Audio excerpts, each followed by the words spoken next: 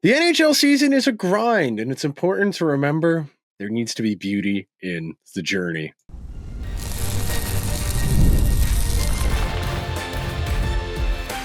You are Locked On Oilers, your daily podcast on the Edmonton Oilers, part of the Locked On Podcast Network, your team every day.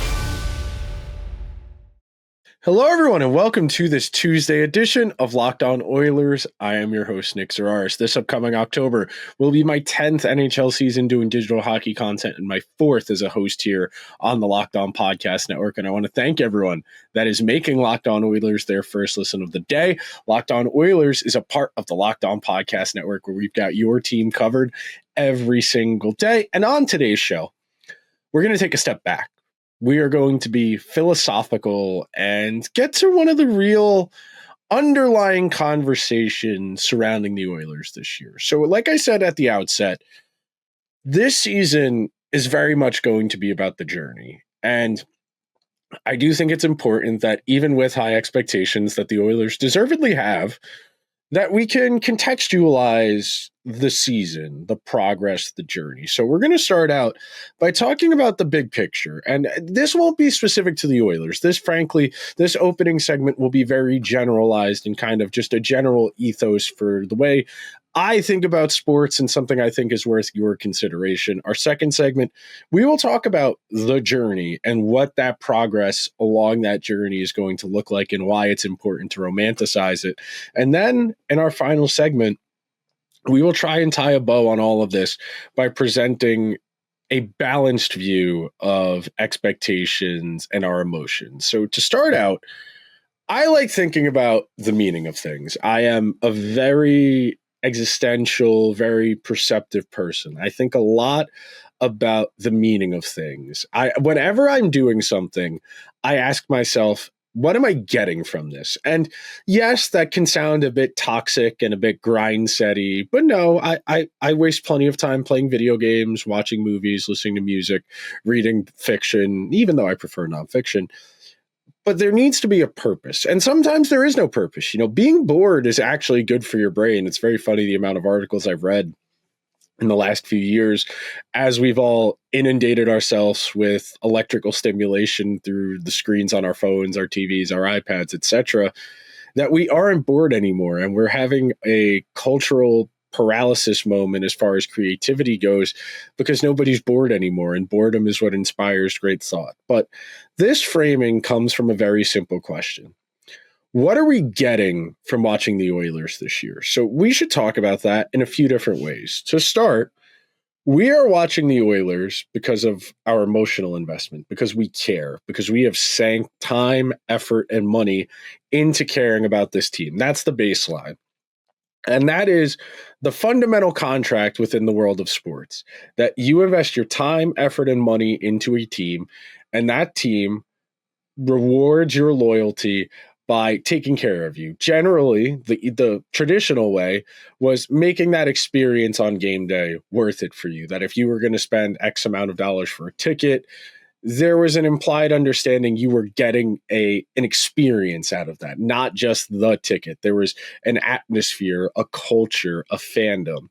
Now it's a little bit different. Now, with how nakedly greedy most professional sports teams are and the way they treat their fans like ATMs, I look at it from an intentions and direction standpoint. So if you invest time, effort, and money into your team and they don't win for an extended period of time, then you have a right to start to gripe. Yes, you would like the experience to be great for everybody, but I have long since abandoned hope that we will get a great universal experience for everybody in person going to a game. But I do think there is something to the idea that you pay a penance as a fan, that you go through rough patches. Eventually, you are supposed to get through to the other side and be able to reap the benefits of your patience. You know, that's a very virtuous trait, the idea that good things come to those who wait, that if you can avoid instant gratification and grind away and put that work in, the idea I was saying before, what am I getting from this? You know, I have work to do, but I'm going to watch a movie instead. Well, I'm still going to have to do that work, but I'm going to have to do it in a less refined mental state because I'm going to be more tired a few hours from now. I'm going to need to delay other things I might like to do, like shower and go to sleep, to accommodate the fact I didn't want to get that work done because I chose the instant gratification. And I use the verbiage of instant gratification because that's the summation of the culture right now. We have distilled gratification down to 35 to 45-second videos in the vertical format you see on Instagram Reels, YouTube Shorts, TikTok, of course.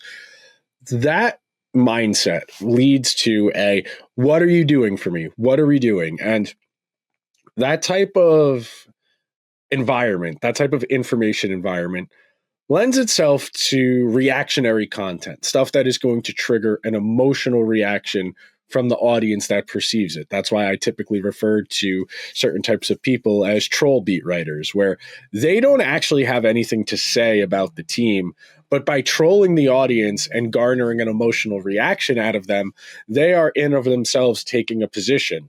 So the reason I'm using this framing and what I mean by this, we are entering this season with the Edmonton Oilers expecting to be a Stanley Cup contender. That is the framing for our expectations and what is reasonable. And I think it's important that we grade people based on their expectations, because if you overachieve, you get too much credit. If you underachieve, you get too much blame. My goal, and what I hope to do, is make the fan experience the central point of that, the fan understanding the central point of that. It's why I focus so much on general managers, coaches, decision-making, rational decisions that can be tracked down in a vacuum. It's why we have spent so much time over the last few weeks talking about potential lineup options, because I can understand what you're trying to do. Even if I don't agree with it and I can understand what you're trying to do, that's useful. But the reason I talk about expectations in framing, because after the last 2 years, all mathematical logic as far as range of outcomes, potential ceilings go, a team losing the Stanley Cup final 2 years in a row does not break through and win the cup the third time. Just statistically, it is extremely unlikely for it to happen. Granted, it is extremely unlikely to just make the Stanley Cup final 2 times in a row at the outset. But that should inform a little bit of your expectation. That should inform a little bit of what you think is realistic for this team. Now, while I don't think winning the Stanley Cup is particularly likely this year, it is not out of the range of potential outcomes. And I'm using that as the framing device here at winning the whole thing, winning the Stanley Cup, because that's what's been elusive now. This team has come close a couple of times. They've got a couple conference finals appearances in addition to the Stanley Cup finals appearances.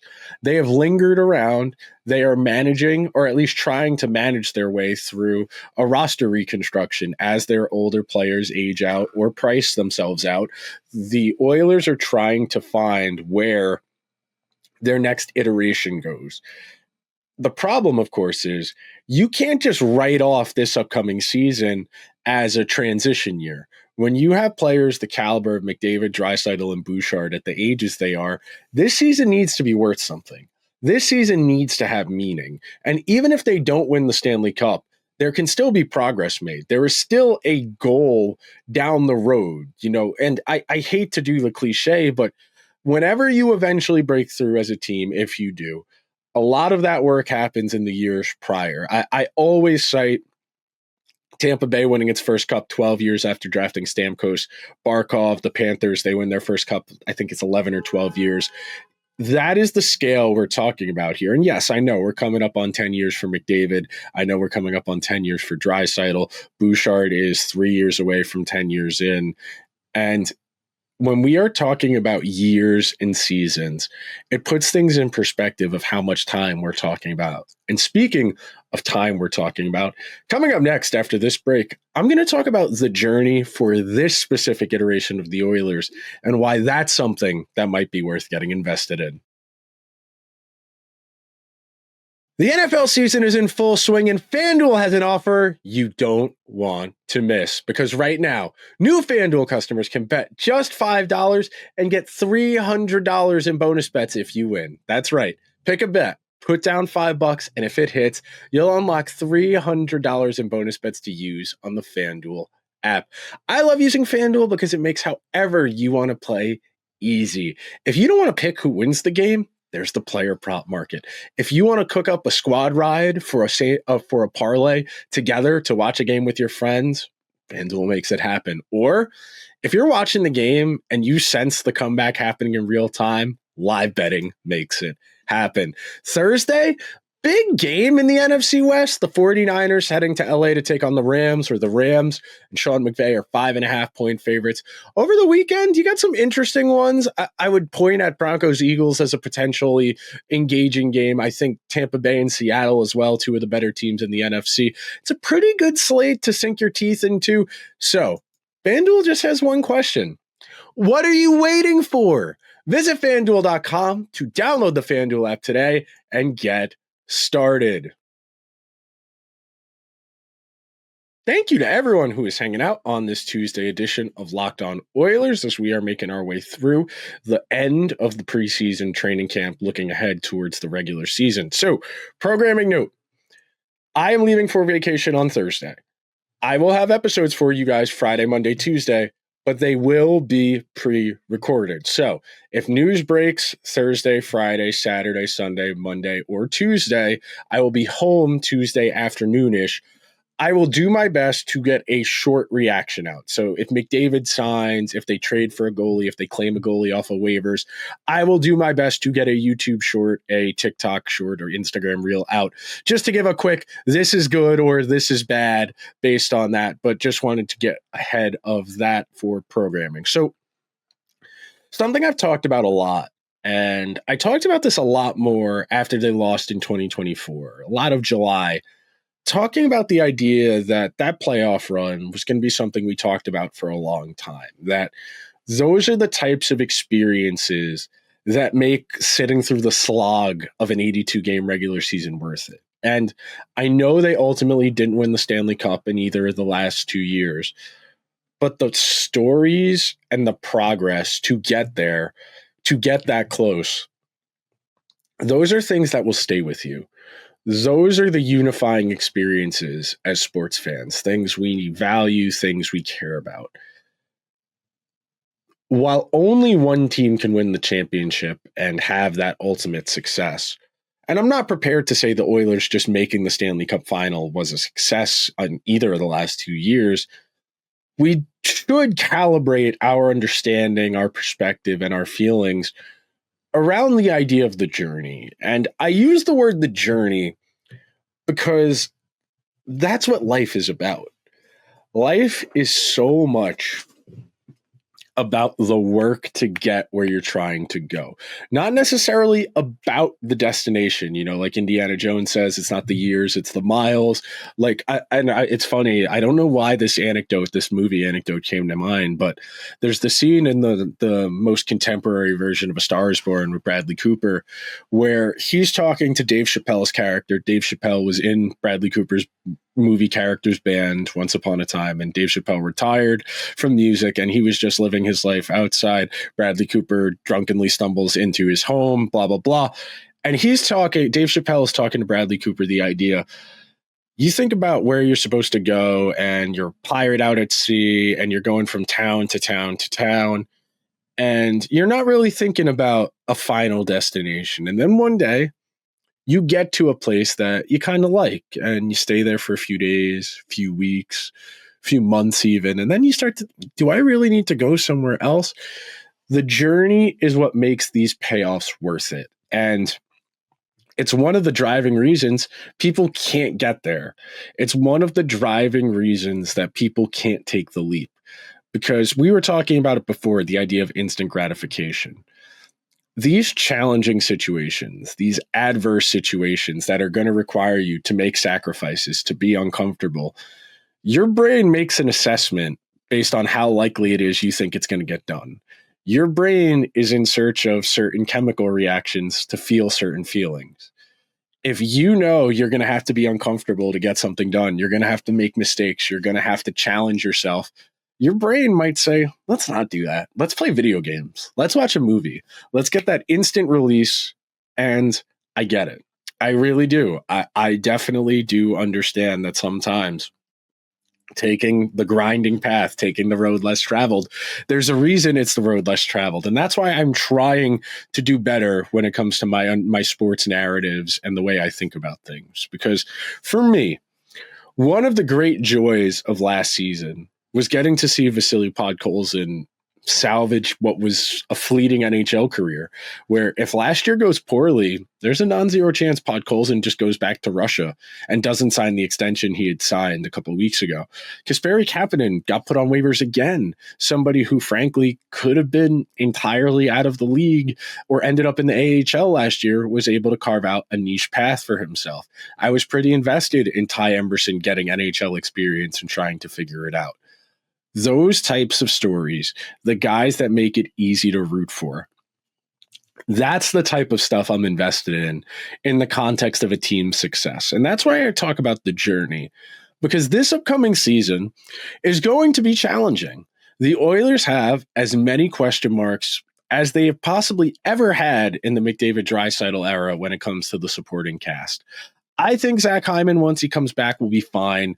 I think Nuge can still give them 40 to 50 points. But beyond that, you are banking a lot on guys doing things they either haven't done in a while or they've never done before, but have the capacity to. And that is where you can get me invested.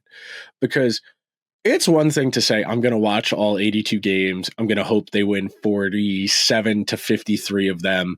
And based on that, they're going to make the playoffs. It needs to be more than just the wins and losses. It needs to be about making progress towards the ultimate goal. And that ultimate goal is progress already started. The repetitions that Ike Howard and Matthew Savoie are getting in preseason, that matters. The repetitions Ty Emberson is getting in preseason, that matters. David Tomasek getting an opportunity to play, that matters. That is something I can sink my teeth into and analyze and think about. And it's tied to the idea of ceiling and floor, because if your team has the ceiling, the high-end ceiling, the chance to break through, the chance to win the whole thing, the big enchilada, that is worth investing your time in. But if the Oilers are going to try and sell you, yeah, we think we're Stanley Cup contenders, but Ike Howard's playing 9 minutes a game on the fourth line and Matthew Savoie can't crack the first power play, then you start to, am I that invested? Do I really want to see that? And again, there's no right way to be a sports fan. I do want to emphasize that this is the way I am thinking about this season for the Oilers.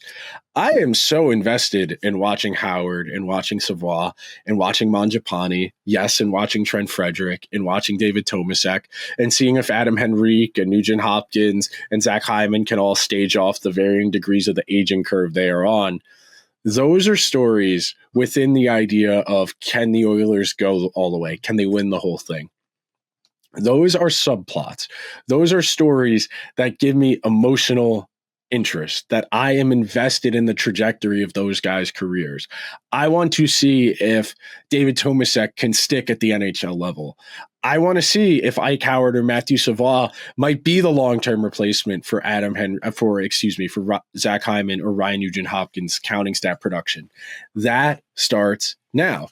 It is easy to get caught up in the wins and losses. Definitely wins and losses are important, but it speaks to something we talked about almost the entirety of last season, the idea of we want to make incremental progress. We want to get a little bit better with each passing month, so that way by the time the playoffs start, we have a really high baseline. And then our goal with each round of the playoffs, because the competition is going to get better, we need to play better with each passing round.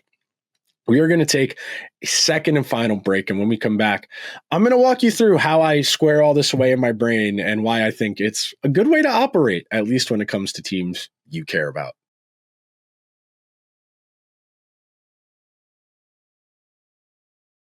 Thank you to everyone who is hanging out on this Tuesday edition of Locked On Oilers as we are walking through how I'm thinking about the Oilers going into the season. And we're going to have a ton of time to break down the numbers, to dive into what guys are doing, what's working, what isn't. I think I do a really solid job of squaring away the two halves of my brain. And that's the key here. Like most things in life, this comes down to balance. I am investing myself, my mental energy, my time, my money, my content time into the Edmonton Oilers. I know more likely than not, they are probably not going to win the Stanley Cup. So I need to be able to get something value-wise out of this. And some of that is purely experiential. I want to see young guys try and prove themselves, or I want to see older players turn back the clock. Those are plot lines that you can get invested in that give you a sense of direction underneath that overarching, we need to win the whole thing. You can't win the whole thing until mid-June. And to get there, you're going to need to hit certain benchmarks along the way. And that's why it's so integral you start doing the work as early as possible. I like thinking about things in terms of short, medium, and long-term causes. When you think about where the Oilers are at right now, there are short, medium, and long-term reasons why they are where they are in their life cycle. They took it on the chin for a majority of the pre-COVID McDavid-Draisaitl years. They have the one playoff appearance. They lose in the second round to the Ducks. They don't get back to the real playoffs until 2021, where they get swept by the Jets in the first round. Then the next year, they make a real playoff run. But the goal here now is not just winning right now. It is finding your path, your next iteration. And I use the Washington Capitals example, the Dallas Stars example. Landing the plane is really difficult coming out of a window of contention. Your goal as a general manager is land the plane, refuel, and then take back off. You might take a year or two where you're not a Stanley Cup contender, but maybe you're a bubble team or even a playoff team. Think about the Capitals 2 years ago, getting swept by the Rangers, coming back second in President's Trophy, win the East, win a playoff series against Montreal. That's what I'm thinking about here. The Oilers are not quite out of opportunities, but they're going to need to find that next group. And that's going to be an addendum in addition to McDavid, Draisaitl, Bouchard. I think Hyman, Nugent-Hopkins, Trent Frederic, by virtue of their contracts, are considered that. But beyond that, there's a lot of questions about who's going to fill out the rest of this team. And that's why the work is important now. Because if Podkolzin plays the way I think he can, that's one less problem. If Savoie or Howard can play the way they could, that's one less problem.